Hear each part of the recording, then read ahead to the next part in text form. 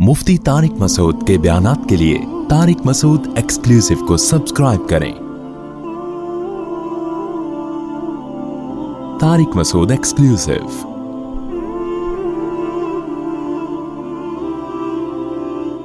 सूद दो किस्म का होता है, एक को रिबन नसा कहा जाता है, एक को रिबल फजल कहा जाता है। रिबन नसा ये होता है उधार वाला सूद, जो कुरान ने बयान किया।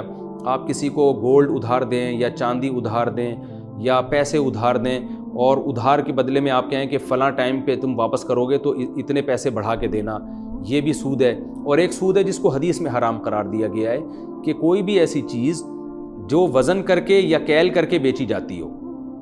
वज़न करने की मुराद है जैसे आटा दाल, ये वज़न करके बिकती है। कैल का मतलब एक ख़ास पैमाना, जैसे लीटर है ना, पेट्रोल लीटर के ज़रिए बिकता है और वज़न के ज़रिए गोश्त बिकता है। तो कैल और वज़न वाली जो भी चीज़ें हैं, इनमें जब दोनों तरफ से जिन्स एक हो तो भी कमी बेशी हराम है। जैसे आप 1 किलो गोश्त 1.5 किलो गोश्त के बदले में नहीं खरीद सकते, हराम है ये। आप 1 किलो गोश्त अगर दे के गोश्त के बदले गोश्त खरीदेंगे तो 1 किलो गोश्त के बदले में 1 किलो गोश्त ही खरीद सकते हैं आप। और जो चीज़ें जो हैं कैल करके बिकती हैं, जैसे पेट्रोल है, वो लीटर के ज़रिए एक मखसूस बोतल में आता है ना, लीटर की बोतल कहलाती है। तो पेट्रोल को अगर आप पेट्रोल के बदले में बेचते हैं तो 1 लीटर के बदले में 1 लीटर पेट्रोल ही बेचा जा सकता है। 1 किलो खजूर के बदले में 1 किलो खजूर ले सकते हैं आप। इसमें ये नहीं हो सकता कि 1 किलो अच्छी वाली खजूरें आपने आधा किलो किसी को दी और उसके बदले में ख़राब खजूरें 1 किलो किसी से ले ली, तो ये हराम है, गुनाह कबीरा है।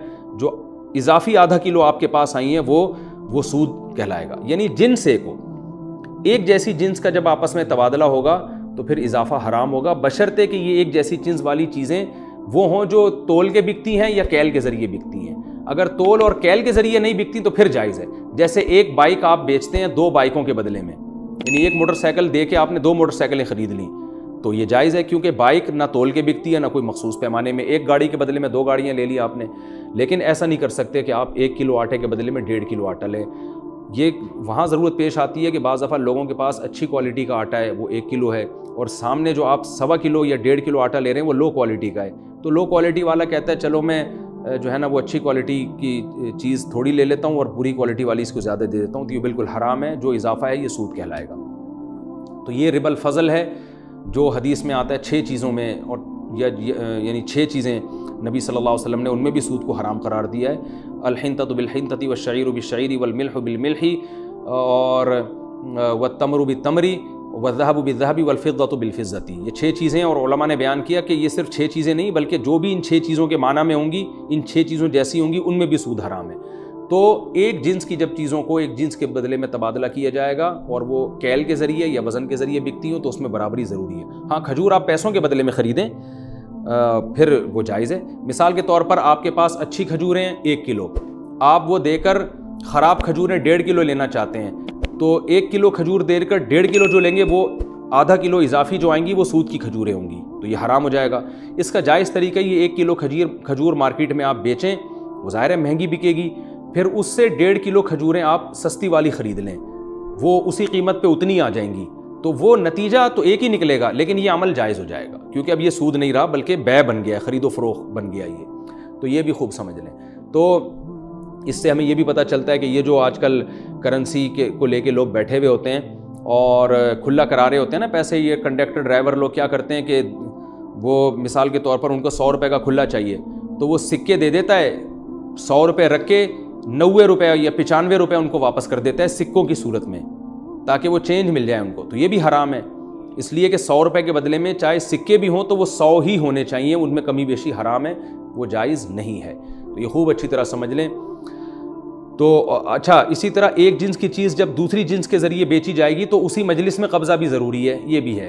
अब इसके बहुत ज़्यादा गहराई में जाऊँगा तो ये बहुत लंबा हो जाएगा। मैंने जो मोटे मोटे सूद के मसाइल थे वो आपको इस लेक्चर में बयान कर दिए हैं।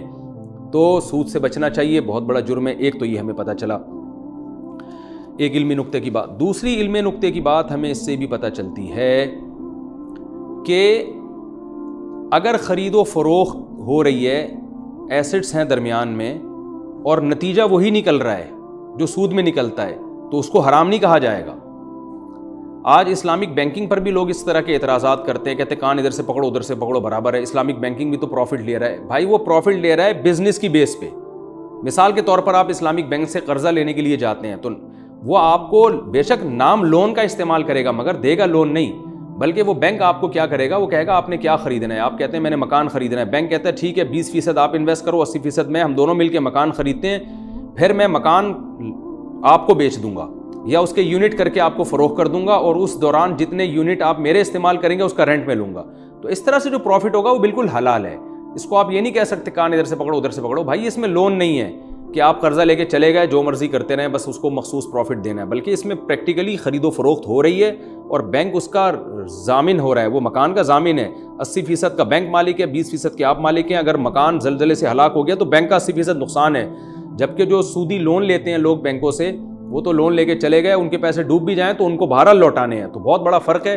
عام طور پہ لوگ اس فرق کو جانتے نہیں ہیں تو اعتراضات کرتے ہیں. تو اس لیے جو بھی خرید و فروخت کے مسائل ہیں نا اس کے ماہرین سے پوچھنے چاہیے. اچھا اس میں ایک علمی نکتہ کی بات یہ بھی ہے کہ نبی صلی اللہ علیہ وسلم نے جیسے سود کھانے والے پر قرآن نے لعنت کی ہے تو آپ صلی اللہ علیہ وسلم نے سود کی وجہ سے 4 لوگوں پر لعنت کی ہے. فرمایا سود کھانے والے پر بھی لعنت، سودی معاہدہ کرنے والے پر بھی لعنت، اور یعنی معاہدہ کر کے سود دینے والے پر یعنی اس پہ بھی لعنت ہے. اور تیسرا جو سودی لین دین میں گواہ بنتا ہے اس پہ بھی لعنت، اور چوتھا جو سودی لین دین کو لکھتا ہے اس پہ بھی لعنت ہے. صحیح مسلم بخاری کی حدیث ہے یہ.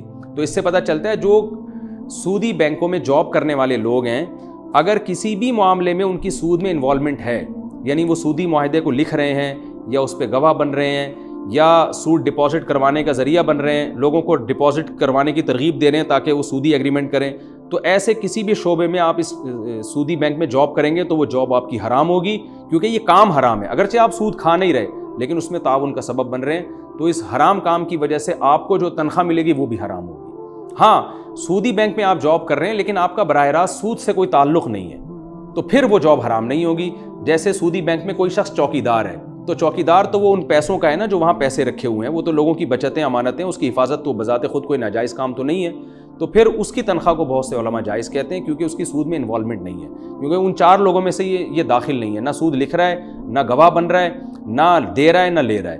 تو اس لیے اگرچہ احتیاط اس میں بھی ہے کہ اس سے بھی اجتناب کیا جائے، کسی سودی بینک میں چوکیدار بھی نہ بنا جائے، لیکن اگر کوئی چوکیدار ہے یا الیکٹریشین ہے یا وہاں کارپینٹر ہے یا کوئی صرف بل جمع کرانے کے لیے بیٹھا ہے تو اس کی جاب جائز ہے.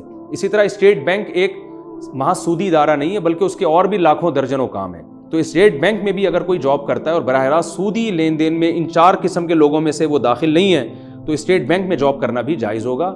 اور صرف اسٹیٹ بینک کی وجہ سے یہ نہیں کہا جائے گا کہ اس کے ملازم کی تنخواہ حرام ہے، بلکہ دیکھا جائے گا اسٹیٹ بینک میں یہ کر کیا رہا ہے، کیونکہ اسٹیٹ بینک کی حیثیت عام بینکوں کی نہیں ہے بلکہ ایک بیت المال ہے، قومی خزانہ کی حیثیت ہے اس کی.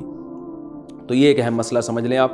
اور پھر اس میں ایک اہم بات یہ بھی ہے، علمی نکتے کی بات یہ بھی ہے کہ یہ جو قرآن نے کہا ہے کہ لا تظلمون ولا تظلمون، اگر تم یہ ایگریمنٹ ختم کر دو سودی تو تمہارے لیے اصل رقم حلال ہے. اس سے فقہاء نے بہت سے مسائل استنباط کیے ہیں کہ جب بھی کوئی فاسد معاملہ ہوگا، یعنی آپ کسی سے اجرت کا معاملہ کرتے ہیں جو غیر شرعی ہوتا ہے یا خرید و فروخت کرتے ہیں جو فاسد ہوتی ہے، تو اس میں جب ایگریمنٹ کو ختم کیا جائے گا تو اس میں اس طور پہ ختم کیا جائے گا کہ جس کا جتنا حق بنتا ہے وہ اس تک لوٹایا جائے گا.